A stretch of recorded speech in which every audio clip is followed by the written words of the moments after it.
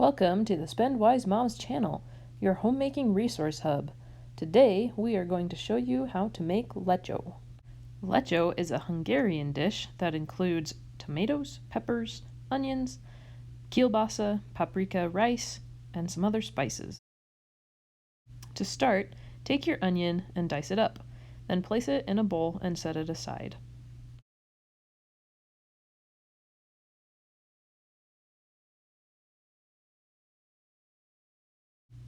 Next, cut up 3 peppers. I like to use a yellow pepper, an orange pepper, and a red pepper. Slice those up into strips. Then take those strips and cut them in either halves or thirds depending on the size you want. After that, place them in a separate bowl and set those aside. Next are the tomatoes. Take 4 large tomatoes and dice them up. Set those in a separate bowl and set them aside. Last is the kielbasa. I like to slice it into bite-sized pieces. Slice the kielbasa up and set it in a separate bowl and set that bowl aside. We have finished all the slicing and dicing, and now we are ready to cook the LEH-choh. So grab your skillet and let's head to the stove. Turn your stove to a medium heat and add the kielbasa to the skillet. Cook the kielbasa until it is slightly brown. While the kielbasa is cooking, set aside 1½ cups of dry rice in a bowl and a cup of water. When the kielbasa is finished, transfer it to a bowl and set that bowl aside. After removing the kielbasa, add 2 to 3 teaspoons of oil to the same skillet. Then, take your onions and dump them in the skillet and stir them around so that they get covered in the oil. Cook the onions until they look slightly clear and are soft. Then, you'll take the peppers and add them to the skillet.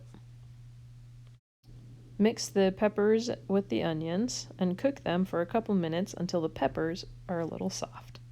Now we'll add the tomatoes into the mix. Add the tomatoes and stir so that the peppers, onions, and tomatoes are well mixed in the skillet. Now it's time for spices. Grab some salt and shake it in, and then shake in some pepper also. Next, we'll add some garlic powder.